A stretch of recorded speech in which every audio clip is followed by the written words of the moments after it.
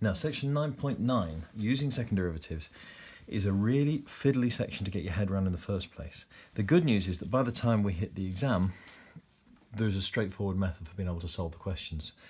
But understanding why those methods work and what everything means is a bit tricky. So we are dealing with this idea of concave and convex curves, and this set of notes hopefully will come in handy. By the time we finish this video, hopefully we'll understand everything it says on this page and how all those things interlink, and then we're done. But let's think about it this way. We know that some curves kind of look like this and some curves kind of look like this, okay? Roughly speaking, this one is like a cave, right? So it's concave. So just as an aid memoir, right? Cave, like a cave. And this one is the other word, so convex.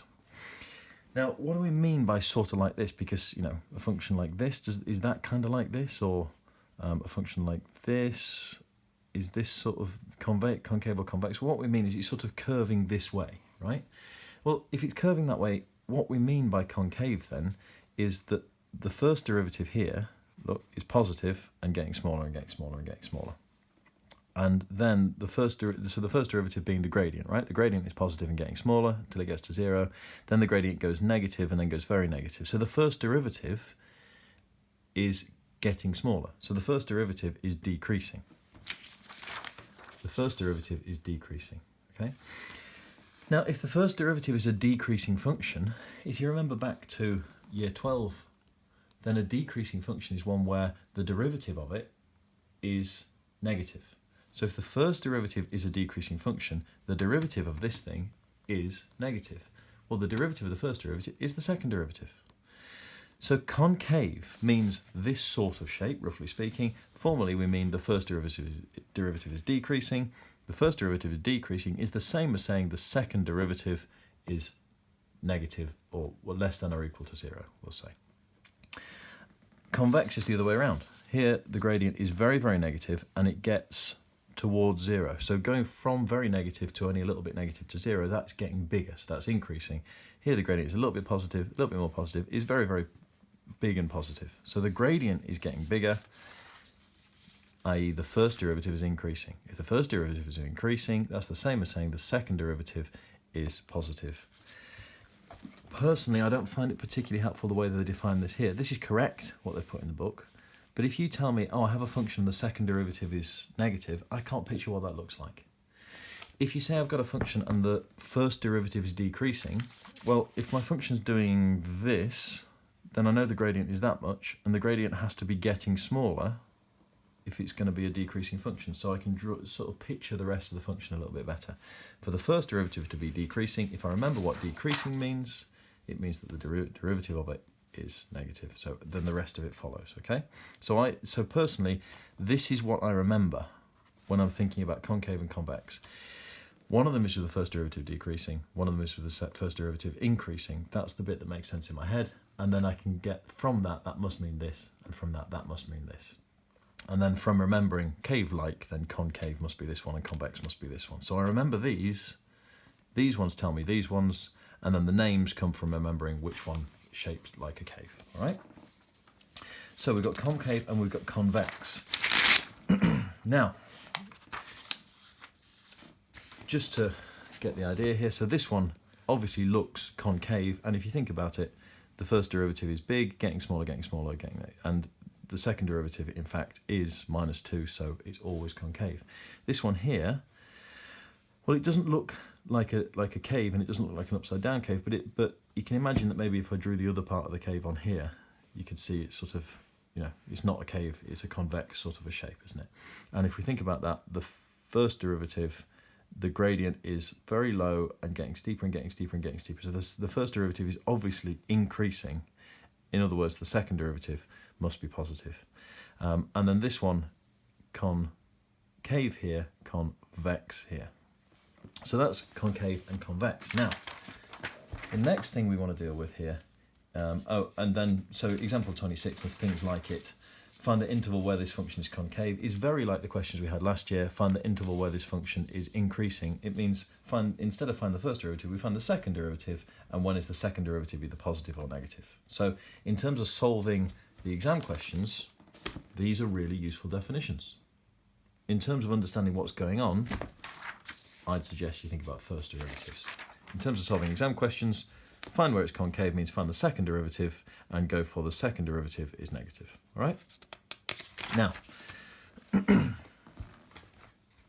the other thing we're interested in is points of inflection. Now, a point of inflection is the following. It goes from concave to convex. That's what we mean by a point of inflection. Now, how do we actually picture that? Well, we picture it as the first derivative goes from increasing to decreasing. Okay? So what does that look like? Well, the first, let's think about it like this. The first derivative is increasing. And then, sorry, let me draw this again. Let me draw a couple here. Okay. So the first derivative is negative, negative, negative, negative, and getting more negative. So the first derivative here is decreasing. Okay? The gradient is negative and getting more negative. That is decreasing. Here, somewhere around here, the gradient is negative. It gets as negative as it ever is, and then it starts getting less negative. So here the first derivative is decreasing. Here the first derivative is increasing. So the first derivative goes from decreasing to increasing. That there, the point where it changes, that is our point of inflection. Same thing over here. The first derivative is increasing, increasing, increasing. The gradient is getting steeper, steeper, steeper, steeper, steeper. And then somewhere here it stops getting steeper and it starts getting shallower again. And that is our point of inflection. All right? The point of inflection is where and again, this is the one that I think about. This is the one that gives me the definition. The point of inflection is where the first derivative goes from increasing to decreasing, or vice versa, or the other way around. Now, if the first derivative goes from increasing to decreasing, then the curve is changing from being concave to being convex. Okay, that must be the case, the concave to convex. If that's the case, then the second derivative goes from being negative to positive or positive to negative. Okay, let's just follow that through again. The first derivative goes from increasing to decreasing. By definition, that's the same as saying the curve goes from concave to convex. And because concave and convex are the same as these things in the second derivative must change sign, go from being negative to positive or from being positive to negative. Okay, so those three definitions there kind of mean the same thing. But again, for me, intuitively, this is the easy way to think about it. If I look at a curve and I want to see a point of inflection, this is what I'm looking for. I think about where does the gradient stop getting steeper and it starts getting shallower. Okay.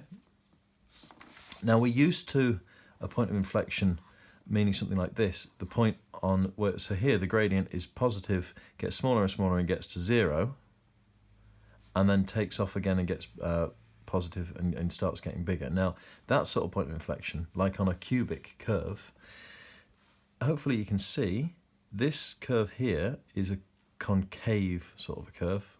Up here it's a convex sort of a curve. So it's that point there is where we go from concave to convex. So it is a point of inflection.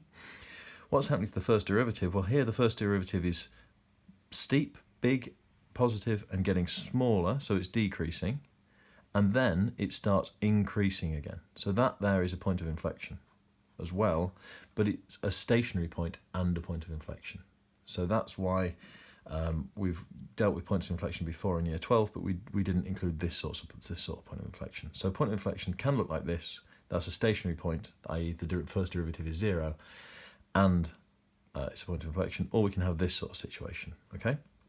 You've seen as well in statistics, if you have a normal distribution curve, there's a point of inflection here and a point of inflection here.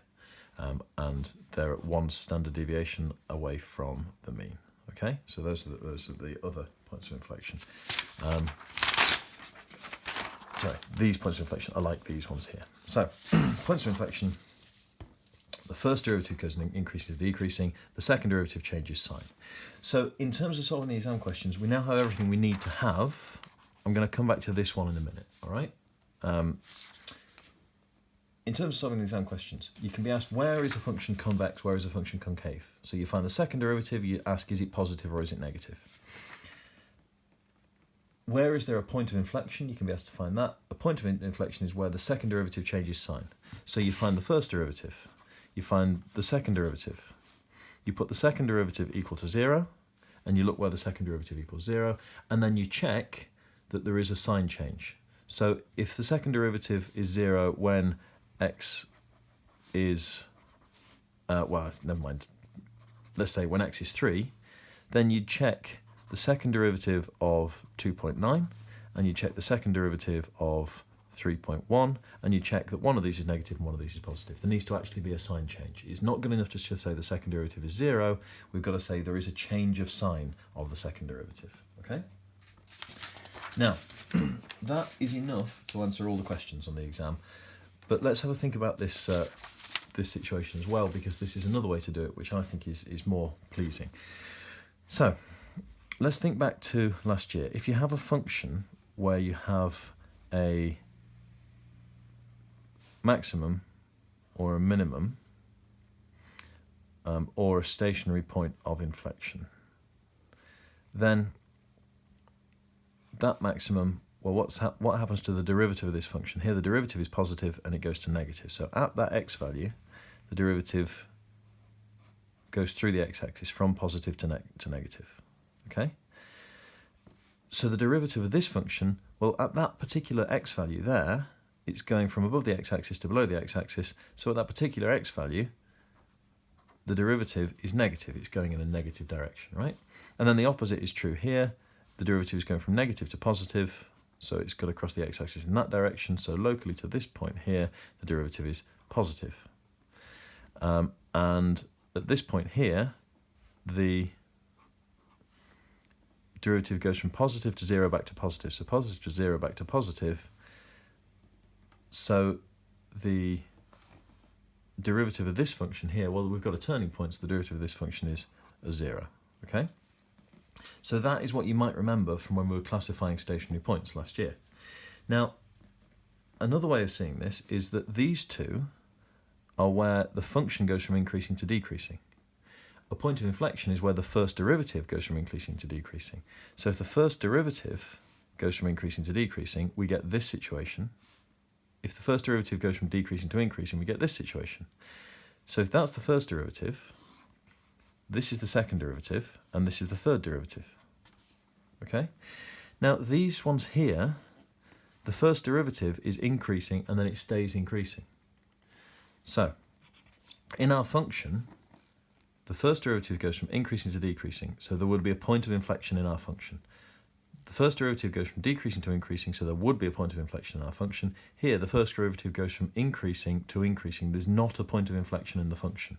Okay, whatever the function looks like, there's not a point of inflection because the first derivative doesn't go from increasing to decreasing, and our definition of a point of inflection is that the first derivative has to change from one to the other. So these two in the first derivative give us points of inflection in the function. This one, these ones do not, in the first derivative, do not give us points of inflection in the function.